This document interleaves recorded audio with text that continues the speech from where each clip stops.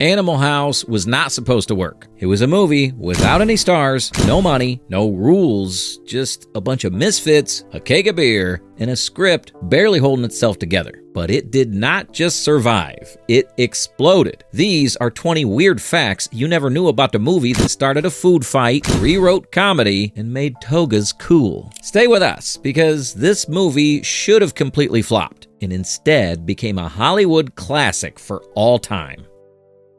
Number 1. It almost became a cult movie, literally. Before the togas, before the chaos, Animal House almost went full Manson Family. Early drafts toyed with a dark, satirical take on a college cult gone wrong. Think robes, not bedsheets. It didn't last. Chris Miller's real-life frat stories hijacked the plot, booted the cult, and gave birth to Delta House. The first working title was Laser Orgy Girls. Yeah, it was that bad. But buried under the weird sci-fi and madness was one thing that stuck. Loyalty so intense, it did feel a little culty, just without the murder. Number 2. One Hail Mary saved the whole thing. The idea for Animal House was not pitched as typical Hollywood films were at the time. There was no script. Just one sentence. Why don't we make a movie? That was Maddie Simmons' desperate move to stop Doug Kenney from quitting National Lampoon. Kenney said yes. Then he dragged in Chris Miller and Harold Ramis. No one knew what they were doing, but they knew one thing: college was chaos, and it was funny. That panic-born idea turned into Animal House. Not planned, not polished, just a beautiful mess that accidentally changed comedy forever. Number 3. The SNL Dream Team that never was. Imagine this: Chevy Chase as Otter, Bill Murray as Boone, Dan Aykroyd as D-Day. That was Universal's fantasy lineup. They wanted Saturday Night Live all over this film, but it didn't happen. Chase bailed for foul play. Aykroyd was too busy with Blues Brothers, and Murray was just floating around. In the end, only one SNL star showed up, and thank God he did. John Belushi walked in, crushed a soda can on his head, and became Blutoo. No one else could have touched that role. No one else even tried. Number 4. Delta House was more real than you think. This wasn't a script, it was a confession. Chris Miller was Pinto. His frat, Alpha Delta Phi at Dartmouth. His stories, beers, fights, fire, Otter, based on a real smooth-talking frat god. Flounder, a guy who once lit a couch on fire. The chaos wasn't made up, it was memory. Miller gave the writers a blueprint soaked in cheap beer and questionable decisions, and they ran with it. Number 5. Universal wanted it dead on arrival. The studio read the script and nearly threw up. Food fights, naked parties, a dead horse. They called it tasteless and tried to kill it. Director John Landis fought tooth and nail to keep it alive. He didn't tone it down. He doubled down. The studio panicked until test audiences roared with laughter. Overnight, the tasteless script became the hottest thing on the lot. The Hollywood suits didn't get it, but the people did. Number 6. Belushi became Blutoo in one take.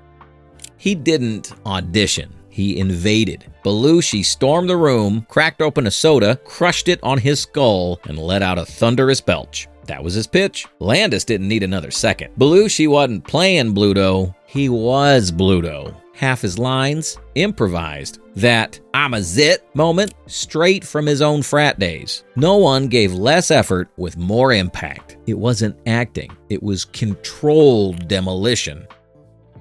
Number 7. Off camera, Belushi played it straight.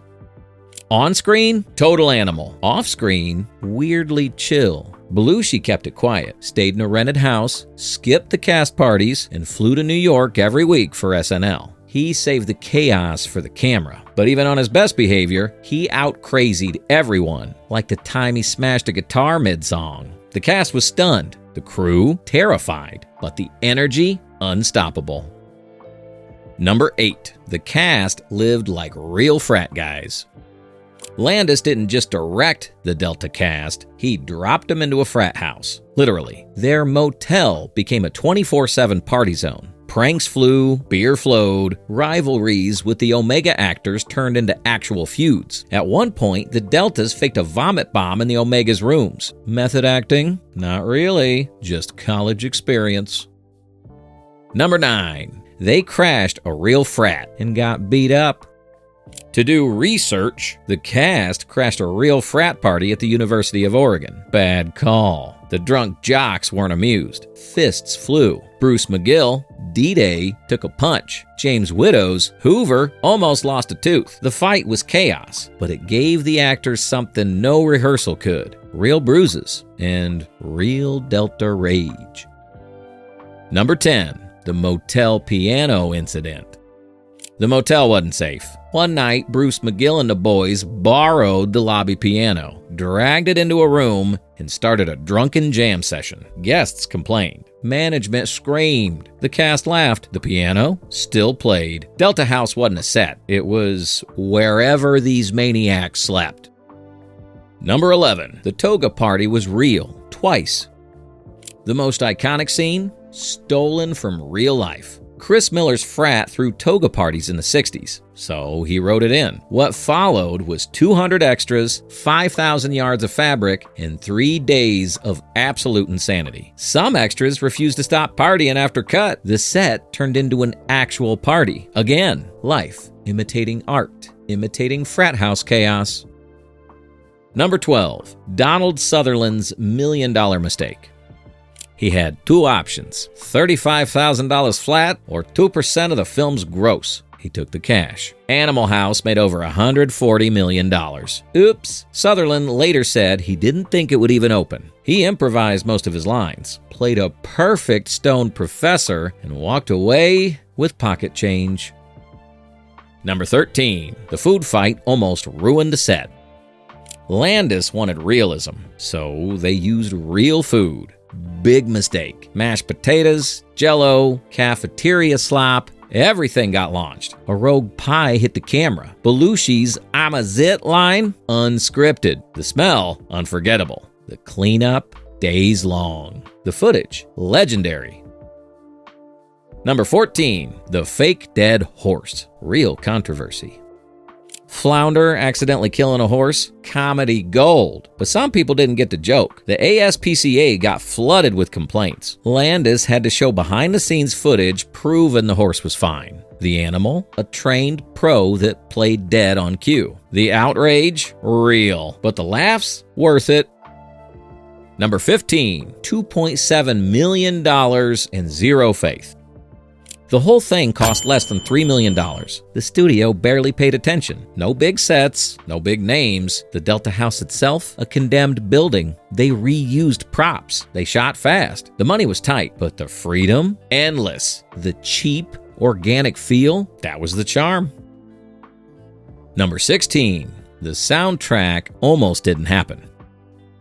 Universal didn't want to pay for real music. Landis fought hard. Elmer Bernstein came through. Louie Louie, Shout, Twistin' the Night Away, last-minute miracles. Otis Days and the Nights, not a real band, until they were. They showed up, rocked the set, and became legends overnight. Number 17. The Dean's Wife was a last-minute win. Verna Bloom wasn't supposed to be in the movie. She was a late replacement. Her drunk seduction of Otter, pure improv. That butcher's ass line, all hers. Her chemistry with Tim Matheson was so good, they gave her more screen time. She thought it was a throwaway role. Instead, she became a cult icon. Number 18. The parade was almost a disaster. The final parade scene, shot with real people in a real Oregon town, with barely any permits. One float caught fire. A golf cart went rogue. A cameraman almost got flatlined. The chaos was real, and Landis loved it. Nobody was hurt, somehow. Anarchy, perfection. Number 19. It invented the gross-out comedy. Before Animal House, comedy was clever. After Animal House, it was messy, crude, and loud. The zit gag, the vomit, the smashed guitar. The film kicked open the gross-out door and let every wild idea run loose. It paved the way for Porky's, American Pie, and every movie that made your parents uncomfortable. Number 20. The ending was a panic move. The film originally ended cold. No wrap-up, no closure. Test audiences wanted more, so the writers cranked out that epilogue in a night. Senator Blurtarsky. Otter marries a nurse. D-Day disappeared. Shot in a day, edited in a rush, instantly iconic. Proof that chaos, when done right, doesn't need time. It just needs instincts. So, Animal House did not play by the rules. It threw them out the window, then set the rulebook on fire. It was filthy, frantic, and freakishly funny. No stars, no studio love, just a beer-stained masterpiece that changed everything. So if you love to explore stories like this, hit that subscribe button to get more videos like this. Also, let us know in the comments which part of this movie annoyed you, or which part you loved the most.